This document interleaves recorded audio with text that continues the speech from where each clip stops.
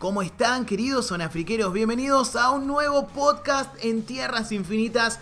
Volvemos a los cómics, volvemos a uno de los territorios más comunes de este canal, de este programa también. Y hoy nos toca hablar de, bueno, ya lo vieron en el título de la historia de este video, de este programa. Vamos a hablar del hombre sin miedo, vamos a hablar del demonio de la cocina del infierno. Nada más y nada menos que de Daredevil, en un especial en el que queremos abarcar, bueno, ya saben que cuando se habla de un personaje es difícil abarcar todo, más con un personaje como Daredevil, que si bien quizás no tiene tanta importancia editorial como personajes como el Hombre Araña, X-Men o los Cuatro Fantásticos, pero sí es un personaje de culto y que ha tenido la fortuna de encontrarse con artistas del nivel de Ed Brubaker, Mark Waid o incluso Frank Miller, que es palabra mayor cuando hablamos de cómics. Entonces vamos a tratar de recorrer algunas de las historias más importantes del personaje, su origen editorial y obviamente comentar también acerca de todo lo que fue su participación fuera de las viñetas en el mundo de las películas, las series y demás. Pero no lo voy a hacer yo solo, como ya saben.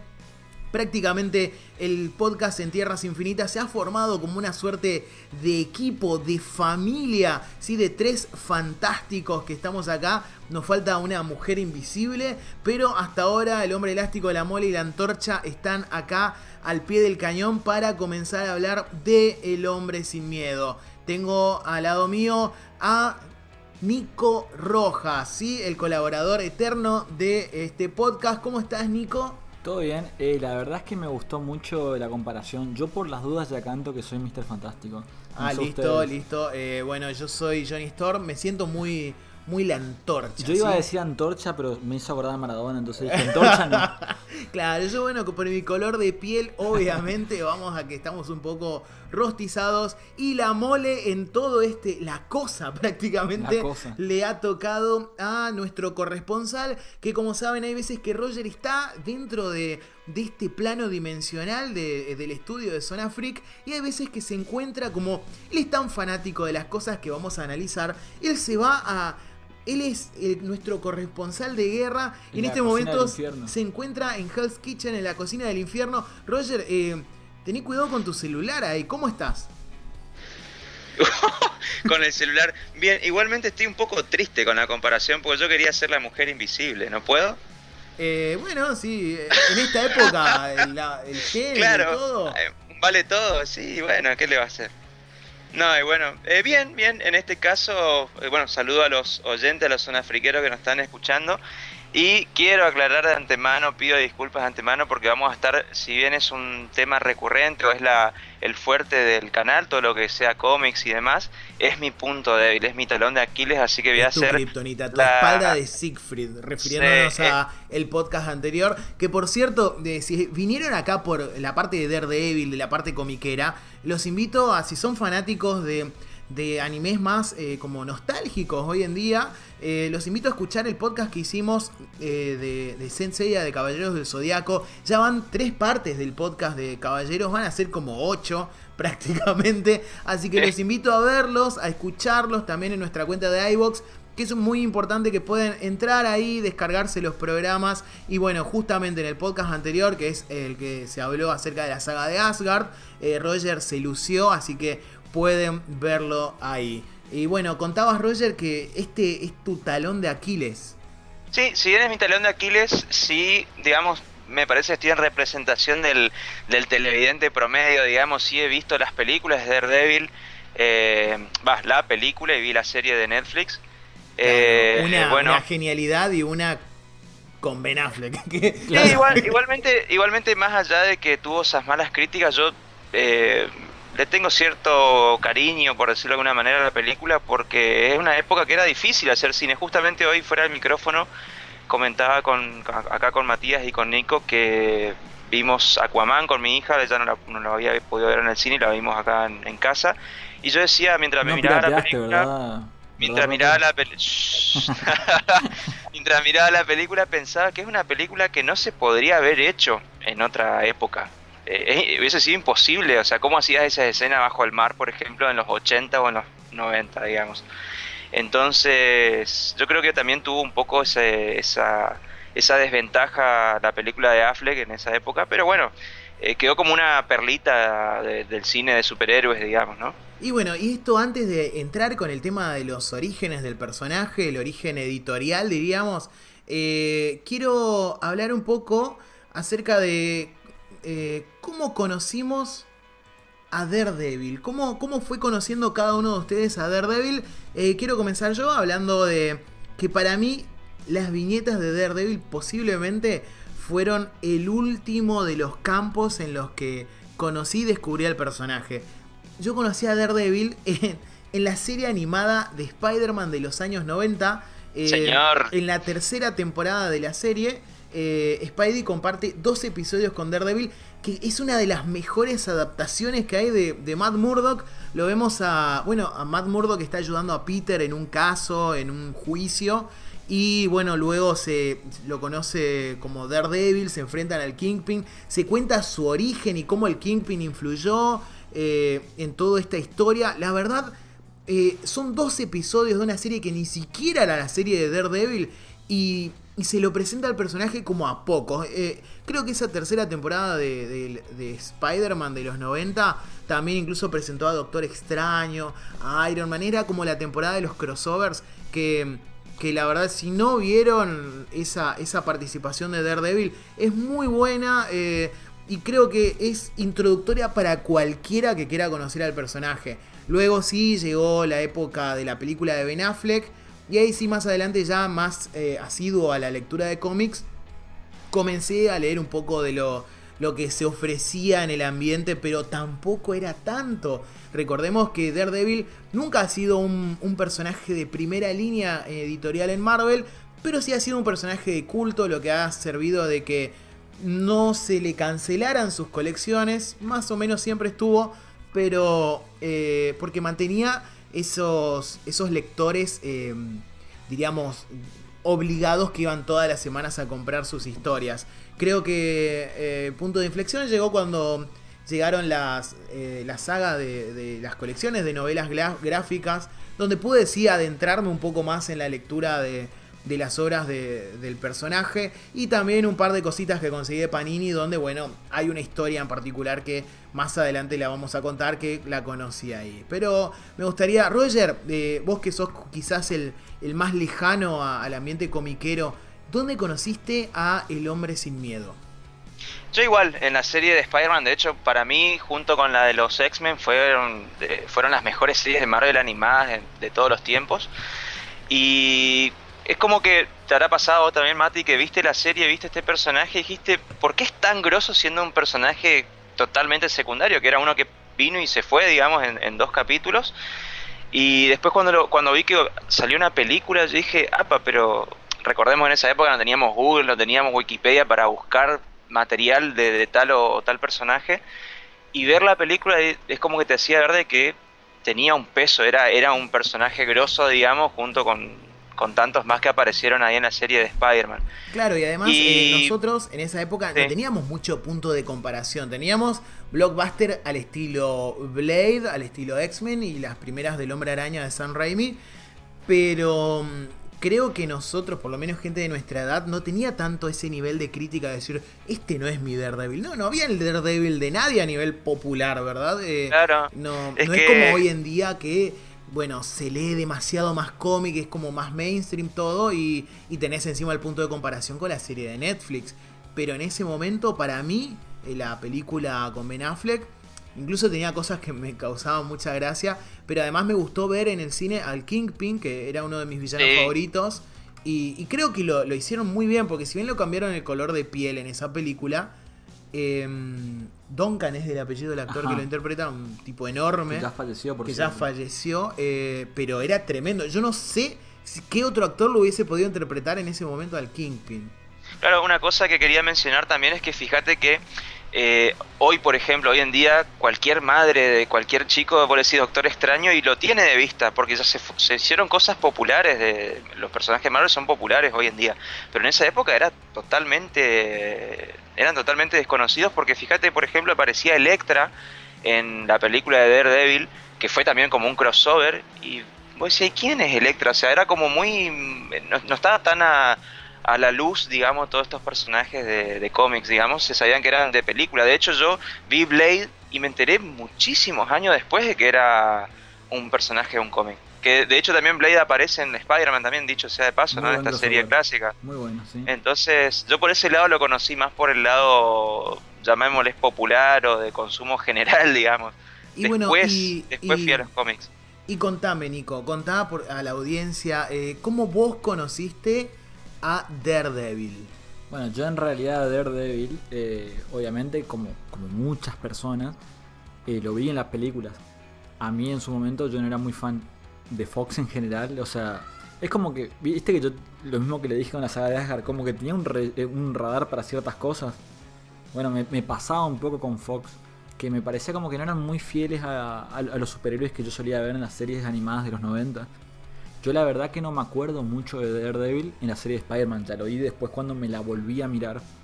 Pero yo lo tengo más que nada a Matt Murdock de los juegos. No sé si ustedes alguna vez jugaron un juego de Marvel. Sí, tal cual. De hecho, en los juegos tipo el de la línea del Punisher, esos beaten up que habían en los fichines, había mucho de esa cosa de cómics, digamos, también. La verdad que no me acuerdo si es que estaba en Marvel vs. Capcom. Me parece que sí estaba. No estaba. No Pero estaba. yo, ¿sabés dónde realmente lo conocí? En el Marvel Ultimate Alliance, que era para Play 2. No sé si lo llegaron a jugar. Ahí Justo estaba. estaba. Sí, tal cual. Iba a mencionar eso también y se me colgó. Y Sí, también estaba como personaje jugable. había otro que se llama Marvel Nemesis, puede ser. Que también estaba muy bueno. Y aparecía Sí, Daredevil. Aparece Daredevil, era jugable. Bueno, ahí ya lo fui conociendo, entonces. Ya lo conocía por las películas, que si bien no me gustaron mucho, yo lo tenía de vista. Pero también lo conocí por los juegos. Y cuando salió la serie me emocioné porque tenía ganas de verlo, digamos. Era un personaje que me gustaba el hecho de que era ciego, todas esas cosas, que era abogado también. Claro, bueno, y la gente no lo sabe, pero Nico estudia abogacía y bueno, en Daredevil debes ver un personaje como, che, loco, yo quiero ser Daredevil en el sentido de que, bueno, las historias de Matt Murdock tienen mucho que ver con Con los problemas jurídicos, judiciales sí, y demás. cierto. Y hemos visto, por ejemplo, en la serie que se representa muy bien la idea de que muchas veces la parte de saber y conocer las leyes ayuda mucho más al personaje y termina ganando a enemigos más como Murdock que como Daredevil. como Daredevil. Sí, es cierto. Pero bueno, vamos a hablar ahora sí, ya arrancar de lleno con lo que es el origen de este personaje. Y tenemos que remontarnos a una época primigenia del universo cinematográfico, del universo de Marvel en general, a principios de los años 60. Estamos en la plena era de Marvel de los cómics. Sí, ya terminó prácticamente el boom del inicio con Spider-Man, los Cuatro Fantásticos, el Increíble Hulk. Y lo que pasa es que en ese tiempo el editor en jefe de Marvel le pide a Stan Lee, bueno, imitame. Vieron que cuando algo pega, hay que imitarlo. ¿Es así? Entonces le pide que imite la fórmula y que traiga nuevos personajes. Le dijo puntualmente, quiero un nuevo Spider-Man y quiero unos nuevos Cuatro Fantásticos. Pedía poco el editor, nada, no pedía nada. Entonces el bueno de Stan se pone a armar un par de historias.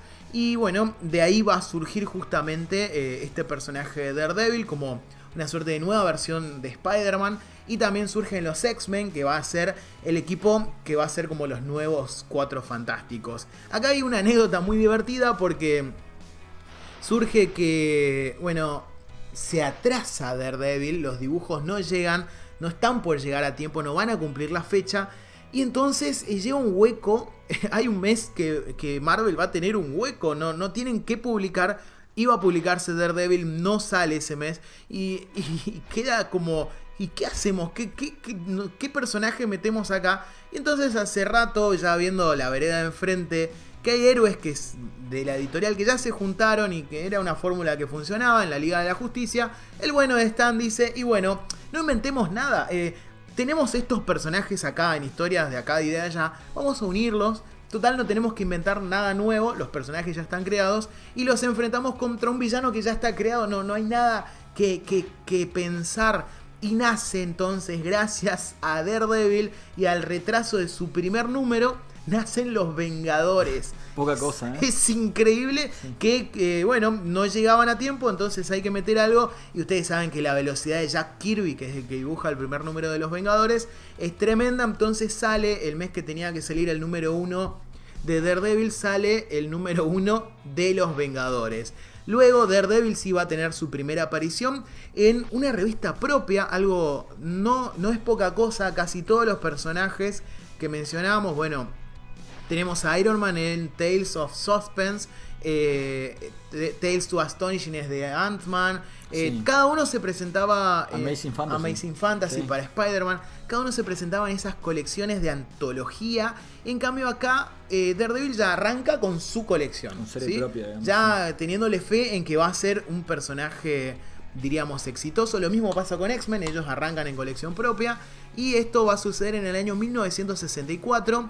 Las mentes creadoras detrás de este hombre sin miedo, este Daredevil, van a ser Stan Lee en los guiones y Bill Everett en los dibujos. Pero estuvimos hablando acá fuera de aire con Nico, Everett solo va a durar un número, va a dibujar el número estreno de la colección y luego va a dar paso al dibujante Wally Wood. Tenía encima una apariencia gráfica muy distinta, ¿no? Claro, Según lo recuerdo. Sí, va a aparecer con una apariencia que no es la que estamos viendo, por ejemplo, ahora en el video, que es, bueno, los cuernitos, todo en rojo, pero un rojo oscuro. Nunca llega a ser un rojo como muy luminoso, ¿verdad? Y la primera aparición es la que están viendo ahora. Este personaje de como marrón y amarillo, ¿verdad? Es incluso con los ojitos rojos. Muy, sí. Como muy luminoso el personaje. Pero esta apariencia igual no va a durar mucho. Si bien es la primera aparición de Daredevil con este traje. En el número 7, el dibujante Wally Wood, que es el que va a tomar el relevo de Everett, va a ser el que le cambie este traje amarillo al traje definitivo que todos conocemos. Esto va a ser en el número 7 de la colección. O sea que tampoco es que hay que amigarse mucho con ese traje original, porque tampoco es que tiene mucho recorrido. Sí, luego en los 90 el dibujante Tim Sale va a tomar ese traje original para contar y reversionar las historias originales del personaje. Pero eso ya es otro cantar. Ahora vamos a hablar del origen del personaje, ya no editorial, del origen de su historia, de cómo Matt Murdock, Matthew Michael Murdock, o sea, MMM, gracias querido Stan Lee, cómo es que consigue ser el superhéroe que todos conocemos. Nico, te dejo esta parte. Sí, lo que pasa es que, como estábamos diciendo antes, Daredevil es como una copia de Spider-Man. O sea, es una persona así que hace acrobacias, etcétera, que tiene un tono más alegre. Llega Frank Miller, que es lo estuvimos hablando mucho fuera del micrófono. Llegan los años oscuros en los cómics. Viene Frank Miller y le da todo ese tono como oscuro que tiene. A mi parecer, Daredevil siempre fue como el Batman pobre, digamos. Es un estilo muy parecido, así que se viste para combatir el crimen a la noche, es todo muy oscuro. Nada más que es pobre. Entonces nosotros... Y encima tiene como base de operaciones un barrio, es como un barrio súper lleno de criminales y... A la ciudad gótica, digamos, ¿sí? claro. No se centra en salvar una ciudad. Él tiene la base de operaciones en un barrio, en la cocina del infierno. Que tengo entendido que es un barrio que existe en New York. Existe en Nueva York. La cocina del infierno es un barrio real. Sí. Y bueno, entonces como que Frank Miller le da, o sea, no solamente le da un tono más oscuro, sino que las historias en general tienen una trama muy oscura. Todos tienen que ver con la mafia, con las drogas, la venta de armas, el secuestro de niños, cosas bastante oscuras en realidad, o sea, para lo que fue en un principio Daredevil. Claro, pero ¿y cómo es que este personaje, Matthew Murdock, consigue estos poderes? Porque a diferencia de Batman, que está rodeado de gadgets, tenemos que Murdock de verdad, si bien no tiene super fuerza, pero tiene habilidades que son increíbles. ¿Cómo sucede todo esto? A lo largo de los cómics también esto va variando. Claro. En un principio simplemente era como que era un radar muy parecido a lo de los murciélagos. Sí. Pero después Frank Miller te va mostrando que él prácticamente ve de otra forma, no de la misma forma que vemos nosotros, pero él está muy bueno en realidad, si tienen la posibilidad de leer un cómic de Miller, de la manera que él describe los poderes, porque él es como que siente toda la ciudad cuando llueve, el olor. Tiene un radar al estilo de los murciélagos. Sí, pero él puede escuchar cosas a 5 cuadras, o sea, Sí. Es brutal, digamos. Es como Y la siente- vecina chismosa de tu barrio. Sí, que- pero- Claro, es potencial. como más, es como más parecido a lo que se muestra en la serie, como que aparte tiene cierto sentido del olfato un poco más Todo. agudo y demás, Lo digamos, que sí. pasa es que en realidad la serie es el Daredevil de Frank Miller, o sea, está extraído de los cómics. Claro, Claro. hay que contar que el origen original, valga la redundancia, que nos presenta Stan Lee, es que Matthew ya de chico se encuentra por la calle y salva nada menos que a un ciego de ser Sí. atropellado por una camioneta, por un camión, y el que es atropellado es el propio Matthew. Casualmente en ese camión iban sustancias radioactivas que le caen en los ojos y esto lo dejan ciego, pero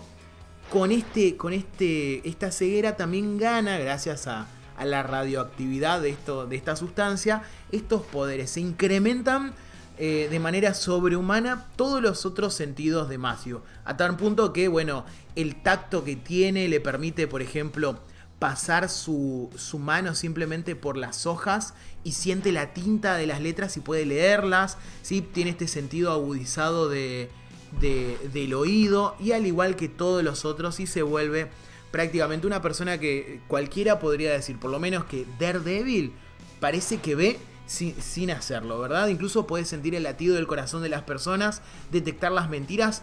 Es formidable como a partir de una debilidad, podríamos decir que es el tema de la vista, gana una cantidad de poderes. Stan Lee contaba siempre que una vez que creó al personaje de Daredevil, pensaba que la gente que sufre, bueno, de ceguera y demás, le iban a mandar cartas enojados, le iban a decir que bajen al personaje, y nunca sucedió. Siempre fueron cartas de gente que bueno, que se sentía Se sintió contenta, identificada, claro. Claro, porque haya un personaje que agradecía que haya un personaje ciego siendo superhéroe. Era como más Claro. inclusivo. Y bueno, Stan dijo, bueno, entonces a seguirle. El tema es que a partir de ahí las primeras historias de Daredevil van a presentarse muy muy parecidas a las del Hombre Araña, con una galería de villanos patética, lamentablemente. Tenemos villanos, mira, te voy tirando los nombres, Roger, vos que no los conocés, y contame. Estaba el Zancudo, que era un villano. Sí, esto es real, chicos. El Zancudo, que es un villano que tiene una armadura, pero tiene unos zancos. Y bueno, su poder es tener zancos, no hace más nada que eso. Se enfrenta contra Daredevil en los primeros números. En el 8 creo que aparece. O sea, Hay un tema muy importante que desde hoy quería comentarlo, no quería interrumpirte. Dale. Que hay dos cosas. Primero, yo la verdad me estoy enterando ahora de que nació como una copia, entre comillas, de Spider-Man. De hecho, iba a mencionar que creo que uno de los motivos, por más de que no fue muy popular el personaje, nunca fue de primera línea, más de uno se ha identificado porque es como muy humano, tiene esa cosa de Spider-Man, que a pesar de que Spider-Man tiene superpoderes, es como muy humano. Vos lo ves sufrir por no tener plata en el colegio, a Matt Murdock lo ves pobre, como decía Mati recién, es como el Batman pobre, digamos, y a la vez, si vos tenés un personaje, Es un más, héroe... pará, yo voy a poner en la descripción, en el título, podcast, Daredevil especial, entre paréntesis, el Batman pobre. Claro, es un título que le da muy bien. Es Fíjate muy que- fíjate clickbaitero el asunto. Claro, y también el tema está en que, poniéndome del lado de los escritores, de los creadores, cuando vos tenés un superhéroe muy grosso, pongamos Superman, es muy fácil crear un villano porque lo podés hacer súper polenta, total Superman lo va a derrotar igual de alguna forma. Pero cuando vos tenés un héroe que tiene ciertas limitaciones, como Matt Murdock, que no vuela, por ejemplo, o no tiene super fuerza, como decíamos recién, no puedes crear un villano súper grosso porque lo sacás totalmente de contexto, digamos. Entonces, en esas limitaciones de crear un villano a esas medidas... Perdimos a creo que le robaron la billetera a Roger. ¿Por qué? Ahí está. Hola, Roger, ¿volviste? ¿Estás ahí o no? Me diga que, no, que se cortó el audio. Se cortó el audio. No, está bien tu billetera. Lo que pasa es que Roger, recordemos, se encuentra en la cocina del infierno. No, sí, se entiende la idea. Aún así, los villanos, hay que entender algo. En esa época, Stan Lee y todo su grupo, que no eran 10 personas, laboraban en Marvel y sacaban revistas a lo loco. En ese había que crear villanos nuevos todos los meses, historias nuevas. Y llega un punto en el que, bueno, un personaje quizás no tan éxito de ventas como Daredevil, no guardaban los mejorcitos. Se te ocurrió un villano bueno, no, eso ponelo en Spider-Man, no claro. Se te ocurra. Y bueno, claro. Y el zancudo, no, ese metelo con Daredevil que anda. Otro villano, el Matador. El Matador era un español vestido de torero. Su poder era ser torero. Después tenías encima, la rana escurridiza, que era un tipo Mati, vestido de rana. Imagínate. Y te pregunto, Mati, ¿el Matador está escrito en español en el cómic original? El Matador, sí. Ay, Dios mío. La rana escurridiza, que es un tipo que luego después van a aparecer siempre como chistes, sobre todo en historias de Spider-Man, ya no en Daredevil, donde este tipo de villanos poco a poco van dejando de aparecer y se centra más en el tema de la mafia, ¿verdad? Pero estos villanos aparecen mucho en Spider-Man, sobre todo en páginas iniciales de historias donde, bueno, querés ver a Spidey luchando contra alguien, pero como introducción a una saga, y le ponen alguno de estos, ¿viste? Luego aparece el Búho también, que él sí tiene una aparición en la serie de Daredevil, es Owly, algo así, que es el contador de Kingpin. Sí, lo digo. Y él es el contador de la mafia también acá, el Búho. Y tiene una aparición muy importante, no sé si lo leíste vos, Nico, sí. En la saga de Mark Millar de Entre los Muertos, porque el Búho, una vez que el Kingpin cae preso, trata de agarrar el AMPA de Nueva York. Es verdad. O sea, es un villano que comienza ridículo porque como era un contador pero tenía poderes de búho, volaba, no sé, cosas raras de los 60, luego lo vuelven más serio. Este es como un villano que fue bastante bien rescatable de toda esta etapa. Esta etapa también era, ya les digo, era muy, muy, muy Amazing Spider-Man. Entonces el melodrama no puede faltar. Y hay como una suerte de triángulo amoroso para nuestro querido amigo Matt Murdock. Tenemos a Karen Page, era como la Gwen Stacy, decíamos ahora fuera del aire, de Matt. Era como la chica rubia, la secretaria, el amor de la vida de Matt Murdock hasta ese momento. Y teníamos a Foggy Nelson, que era el Ned Leeds de la serie. Era el mejor amigo de Matthew Murdock. El personaje que pocas veces te cae mal. O sea, no te puede caer mal Foggy. Era como el tipo bonachón que también estaba enamorado de Karen. Y había como un triángulo amoroso ahí muy entretenido, que era algo que a Stan Lee le encantaba. Sí, Stan Lee metía siempre triángulo amoroso. Y más o menos esta primera etapa del personaje, si bien no es rompedora en ventas ni nada, pasa como de manera casi desapercibida, podríamos decir, con este personaje, que poco a poco se va a ir siendo cada vez más irrelevante, hasta que, bueno, hay que hablar de la llegada del señor Frank Miller. Y acá yo quiero hacer un pequeño paréntesis y decir que si bien Stan Lee es el creador, porque es el creador real del personaje, el verdadero creador de la versión de Daredevil que hoy en día todos consumimos, de la que todo el mundo es fanático, es verdaderamente Frank Miller. Como decía hoy Nico al inicio, Stan Lee es el detonante y el que crea, el que agarra toda esa pólvora y convierte a Daredevil en una bomba, en un éxito, es sin duda Miller. ¿Desde qué número aparece Miller y qué historias nos va a contar para el personaje? Bueno, en realidad Frank Miller tiene un run bastante grande, deben ser unos 80 números, una barbaridad. Hay una historia en la que él empieza que se llama Daredevil Marked for Murder, es en inglés. Acá en España, o sea, en España lo tradujeron como marcado por la muerte, pero es algo así como acusado de asesinato, donde a Daredevil lo acusan del asesinato de una persona. La verdad es que es cierto que redefinió muchísimo el personaje, porque antes de eso Daredevil era un personaje muy colorido. O sea, para que se den una idea, Elektra es Miller, Bullseye es Miller. El hecho de que Kingpin sea un villano de Daredevil es Miller, o sea... La mano, el grupo la mano, de ninjas sí. que lo persigue es de Frank Miller. O sea, también. para que se den una idea, piensen en la serie de Netflix. Todo lo que acabo de decir es muy importante en la serie de Netflix. Elektra, Kingpin, la mano, Punisher. Y de hecho todo lo que mencionaste está metido ahí. Claro, incluso por el eso. personaje de Stick, que es el maestro de... No, aparece en la etapa de Stan Lee. Aparece en la etapa de Frank Miller. Muchísimo después. Claro, casi en los años después, 80, sí. Así que redefine completamente y Miller le da mayor profundidad, le da ese factor, si bien Matthew Murdock, hay que mencionar algo, es uno de los pocos superhéroes católicos que existe.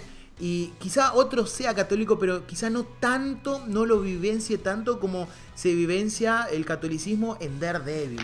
Es impresionante cómo se ve el tema de las iglesias, Daredevil siendo aconsejado por un sacerdote. Y el tema de la moral también. La moral cristiana. Está bueno ahí el contraste, ¿no? Porque fíjate que él se viste como un diablo, de hecho lo llaman el diablo de Hell's Kitchen, que encima ya la ciudad también tiene un nombre medio satánico, por decirlo de alguna forma, y él es católico. Y por otro lado tenés el lado católico, claro, es como ese contraste queda muy copado, muy bueno. Sí, y yo me imagino que al igual que Batman, él siendo católico, se disfraza de algo que dé miedo y bueno, se disfraza de un demonio, así que... Por ese lado, cierra todo. Incluso también él toma el nombre de Daredevil, que se lo decían a él de chiquito a manera de bullying, digamos, porque el papá de él era el diablo. Él era el diablo, o sea, así le decían por ahí. El débil o el batallador Murdock. Sí, exactamente. Hay que mencionar algo que no lo hicimos dentro de la etapa de origen.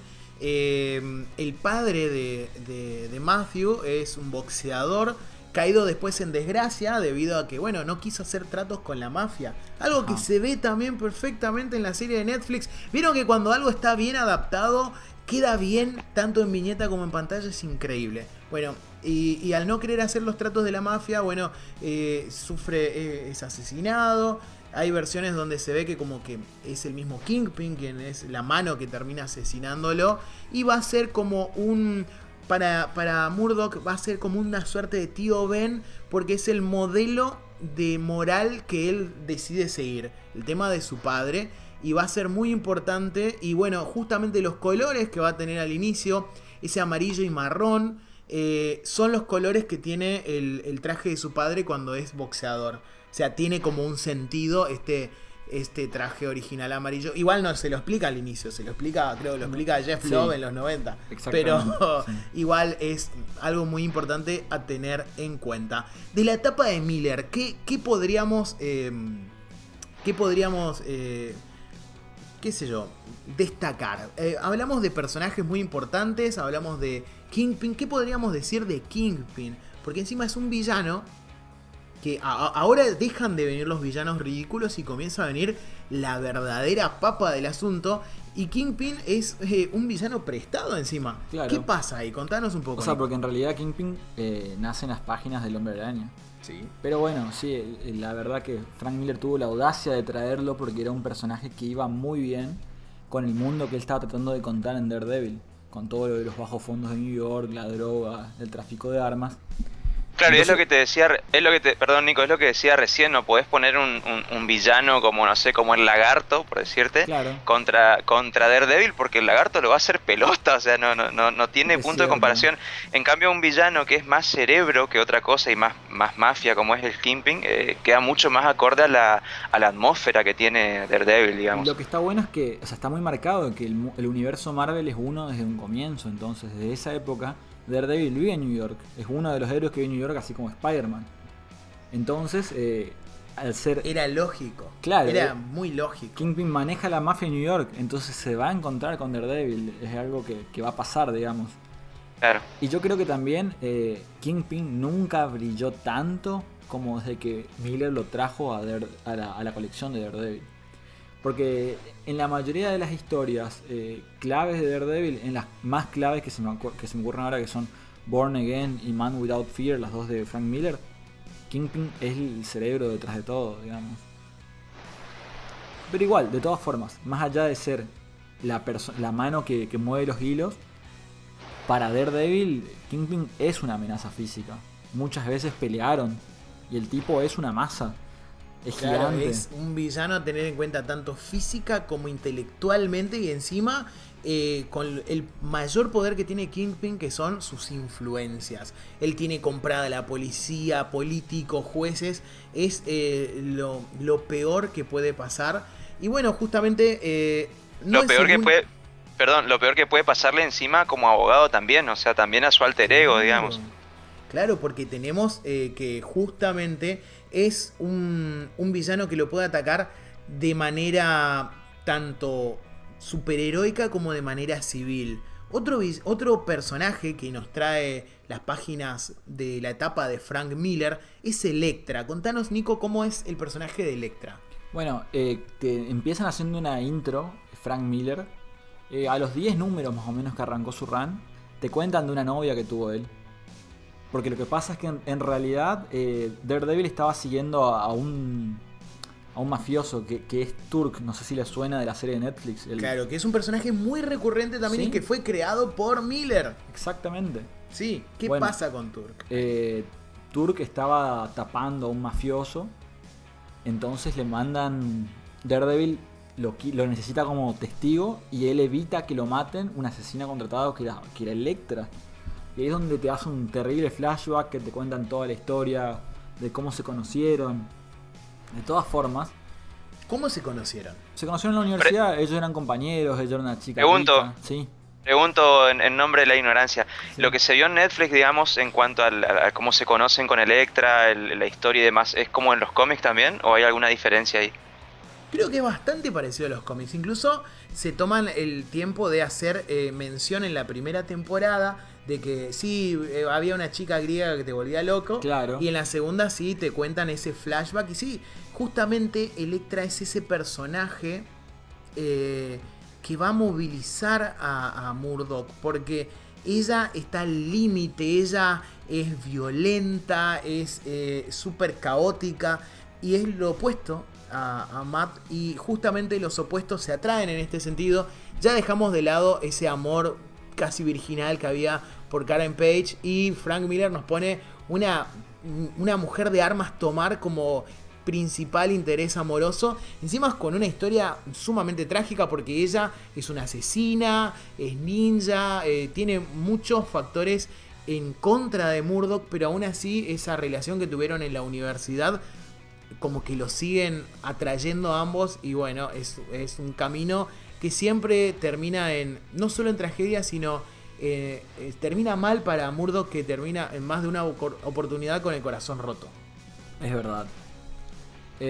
Incluso... Que en eso, sí. perdón, que en eso también se tiene un parecido a Spider-Man, ¿no? Porque es como que Spider-Man también se la pasa llorando por una o por otra, ¿no? Tiene como A mí ese se me hace paralelismo. que Elektra es como una fusión de Mary Jane con la Gata Negra.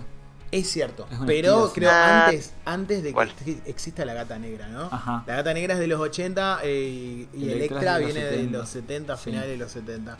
Pero bueno, son grandes personajes que van a ser incluidos por el maestro Frank Miller. También Miller va a incluir al personaje de Stick. También lo vimos en la serie de Netflix. Este es como el maestro ciego que enseña a Daredevil todo este arte ninja de poder pelear a la par de gente que ve y él no lo hace. Así que va a incluir muchos elementos a la mitología del demonio de Hell's Kitchen. Creo que a partir de ahora vamos a comenzar a hablar en el siguiente bloque de las que son las mejores y más importantes historias del personaje. Obviamente no se preocupen que Born Again va a estar dentro de esa lista, así que si lo están esperando, vamos a hablar de eso en el próximo bloque. Y también vamos a hablar de las adaptaciones. Seguramente hay alguna que otra de esas adaptaciones que no conocen y que se van a sorprender. Así que esperen el siguiente bloque de este podcast en Tierras Infinitas, dedicado obviamente al demonio de Hell's Kitchen. Y si están viendo esto en el canal de YouTube, posiblemente lo vamos a subir en distintos videos para que no sea eternamente larga la espera. Así que esperen el siguiente video, porque ahí vamos a hablar acerca de las mejores historias de Daredevil y de sus adaptaciones cinematográficas y también en televisión. Sigan escuchando entonces este podcast en Tierras Infinitas.